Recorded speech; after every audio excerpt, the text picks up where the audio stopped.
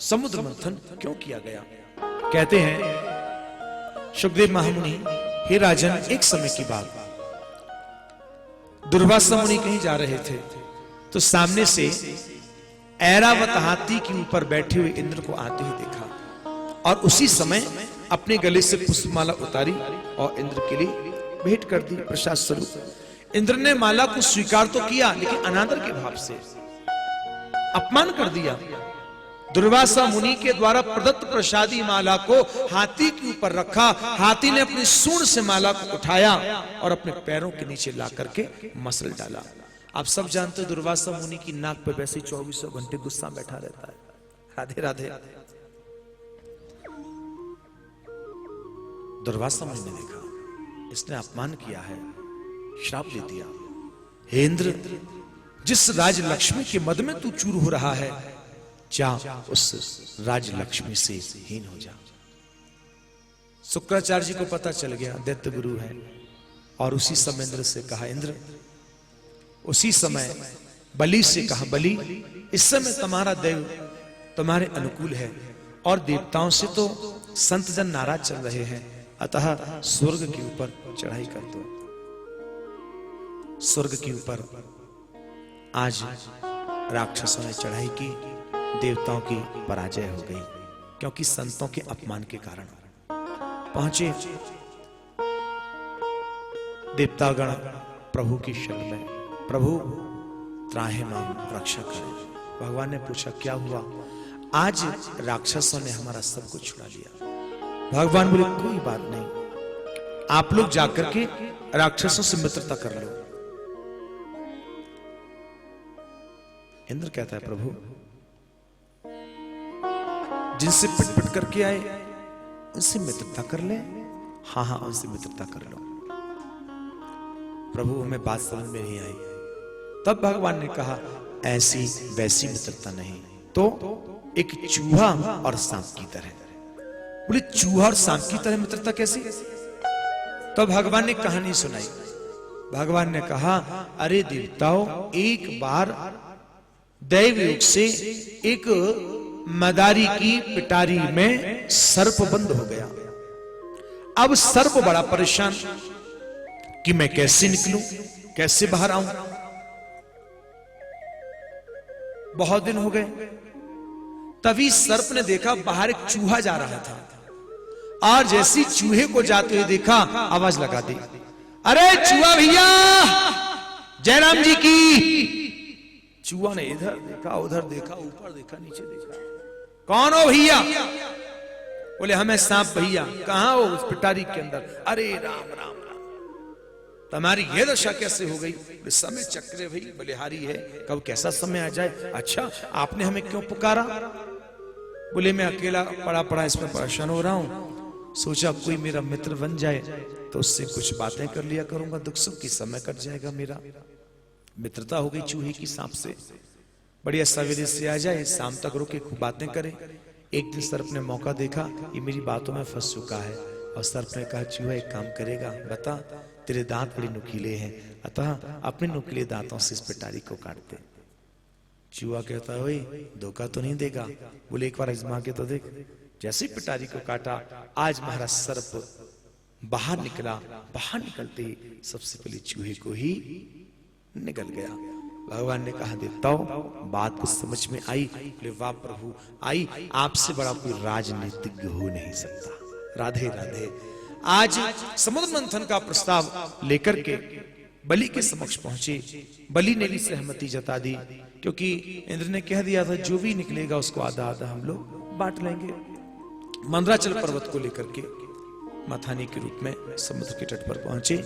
समुद्र मंथन जैसे ही आरंभ होने वाला था तो महाराज भगवान ने इशारा कर दिया देवताओं को कि जाओ राक्षसों के सामने जाकर के जोर जोर से कहो कि सर्प का मुख हम पकड़ेंगे। देवता बोले मरवाओगे क्या प्रभु? सर्प का मुख और वो भी हम लोग? अरे मैं हूं ना, काहे को घबराते हो, कहो तो सही जाकर के। अब जैसे ही पहुंचे डरते डरते, देखो भाई सर्प का मुख तो हम पकड़ेंगे। राक्षसों ने मन में सोचा ही कब से इतने शक्तिशाली हो गए, सर्प का मुख आप नहीं, हम पकड़ो, हम पकड़ेंगे। भगवान ने इशारा कर दिया, बन गया काम, हट जाओ पीछे, यही तुम चाह रहे थे। अब जैसे ही राक्षसों ने सर्प का मुख पकड़ा, ऐसी फुसकार छोड़ी, ऐसा जहर छोड़ा कि महाराज वो पूरा का पूरा विष राक्षसों के ऊपर जाकर के लग गया, जिससे उनका रंग बहुत ज्यादा काला पड़ गया। अब बेचारे राक्षस बड़े परेशान। राक्षसों ने कहा सर्प मुख हम अब नहीं पकड़ेंगे। तो देवताओं ने हमने तो पहले ही कहा था। अब की बार महाराज देवताओं ने सर्प का मुख पकड़ा, राक्षसों ने पूंछ पकड़ी। जैसे समुद्र मंथन आरंभ हुआ, पर्वत नीचे की ओर धंसने लगा। जैसे पर्वत नीचे की ओर धंसने लगा, बेचारे राक्षस देवता मायूस हो गए, दुखी हो गए, क्या करे। तब भगवान को दया आई। भगवान ने सोचा बहुत दिन हो गए, मेरी पीठ में खुजली मच रही है, मेरी पीठ की खुजली कौन दूर करे। बोले इससे बढ़िया मौका नहीं मिलेगा। और उसी समय भगवान कछुए का अवतार धारण करके प्रकट हुए हैं। बोली कच्छप भगवान की। आज कछुए को पर्वत के नीचे जब लगा हुआ देखा, आज सभी बहुत प्रसन्न हुए हैं। पुनः समुद्र मंथन आरंभ हुआ। अब की बार समुद्र से त्रिलोकी का नाश करने वाला हलाहल विष निकला। जैसे ही विष निकला, भगवान ने इशारा किया, भोले बाबा के समक्ष निकल के चले जाओ। आज भगवान की आज्ञा पाकर के भोलेनाथ ने उस विष को ग्रहण कर लिया, लेकिन गले से नीचे नहीं उतारा, कंठ में ही धारण की रहे। कारण बोले बाबा के मन में विचार आया, हमारे हृदय में तो राम कृष्ण का वास है और हमारे ठाकुर जी को तो माखन मिश्री प्रिय है। जहर की एक बूंद भी प्रभु के ऊपर गिर गई तो कष्ट होएगा। यानी भोले बाबा ने वह विष को मदरा देवी निकली।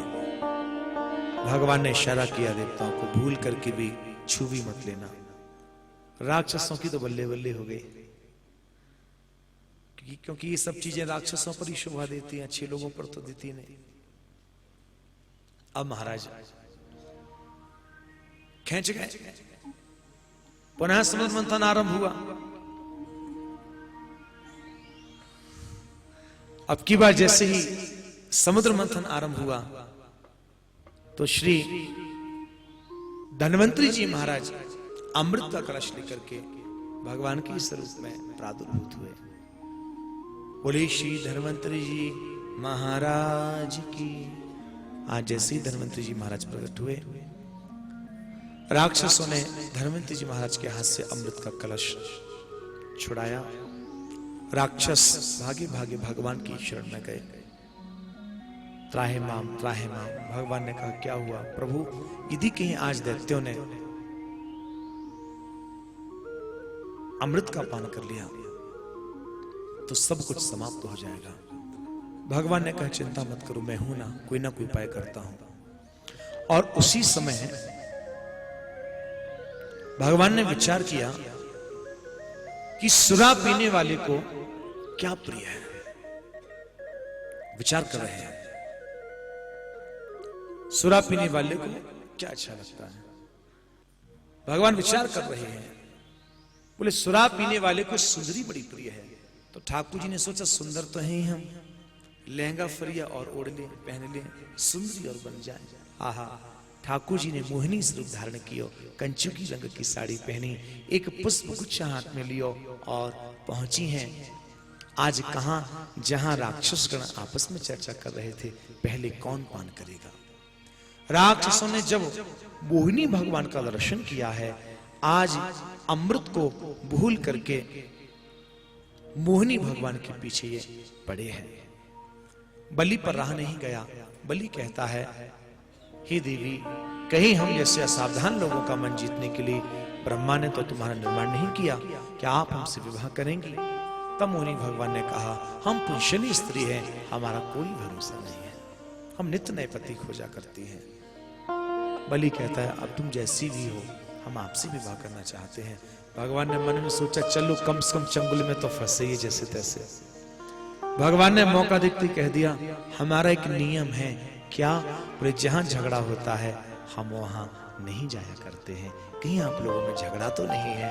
तब राक्षसों ने कहा हाँ, अमृत के बंटवारे को लेकर के हम लोगों में झगड़ा है। तब मोहिनी भगवान ने कहा आप पहले आपस में इसका बंटवारा कर लीजिए। बलि कहता है हमें तो केवल आपके ऊपर ही विश्वास है, आप ही इसका बंटवारा करें। तब मोहिनी भगवान ने अमृत को अपने कब्जे में लिया। एक पंक्ति में राक्षसों को बिठाया, दूसरी पंक्ति में देवताओं को बिठाया। आज देवताओं को अमृत पान कराना आरंभ किया है। राक्षस कहते हैं पहले हमें क्यों अमृत नहीं पिलाती हो? तब मोहिनी भगवान ने कहा नीचे नीचे गाढ़ा अमृत है, ऊपर ऊपर पतला अमृत है। देवता पतला अमृत पिएंगे कम अमर होंगे, आप गाढ़ा अमृत पियोगे तो ज्यादा अमर हो जाओगे। राक्षस आपस में कहते हैं देखो कितना ख्याल रखती है, बिना शादी की इतना ख्याल रख रही है और पता नहीं शादी के बाद कितना ख्याल रखेगी। वास्तव में सवरी की सवरी बावरी है। लेकिन एक दैत्य बड़ो ही तेज राहु नाम को वो समझ गया, डाल में कछु कारो है, मायावी है, भेष बदलने में बड़ा ही सक्षम। और उसी समय देवताओं के जैसा सुंदर स्वरूप बना करके सूर्य चंद्र के मध्य में आकर के बैठ गया। जैसे ही बैठा सूर्य चंद्र की नजर पड़ गई। कहा प्रभु ये क्या किया आपने, ये तो राक्षस है। भगवान ने उसी समय सुदर्शन के लिए आज्ञा दी, इनकी गर्दन का भेदन कर दिया। अमृत गले से नीचे जा चुका था। मरता कैसे? इनके दो स्वरूप हो गए, राहु और केतु। फिर बाद में इनको ग्रहों में मिला लिया गया। इसका मतलब ये जो नवग्रह होते हैं, नवग्रहों में राहु और केतु भी आया करते हैं। बड़ा स्पष्ट है। समुद्र मंथन के पहले 7 ग्रह रहे होंगे, समुद्र मंथन के पश्चात ये नवग्रह हो गए हैं। बड़ा स्पष्ट है। इन ग्रहों में भी बढ़ोतरी का क्रम चलता रहता है। इसलिए साधक को तो हमेशा प्रभु के चिंतन में ही निमग्न रहना चाहिए, ज्यादा ग्रह के चक्र में नहीं पड़ना चाहिए। राक्षसों को बहुत बुरा लगा। राक्षसों ने कहा हमारे साथ धोखा हुआ, भयंकर देवासुर संग्राम हुआ।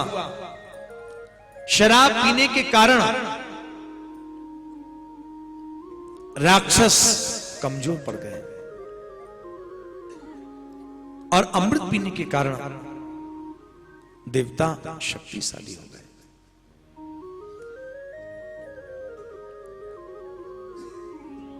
इस देवासुर संग्राम में राक्षसों की पराजय हुई और पुनः स्वर्ग में देवताओं का अधिकार हो गया। मुझे लगता है यदि राक्षसों को शराब की लत ना होती, राधे राधे, तो शायद स्वर्ग की संपत्ति से हाथ ना धोते। एकमात्र नशे की लत के कारण आज स्वर्ग की आई हुई संपत्ति को ये गमा बैठे हैं। राधे राधे। कहीं ना कहीं नशा हम लोगों को बर्बादी की ओर ही लेकर के जाया करता है। नशेड़ी तो ये भी भूल जाता है कौन मेरा बच्चा, कौन हमारी पत्नी। राधे राधे। छोड़ता किसी को नहीं।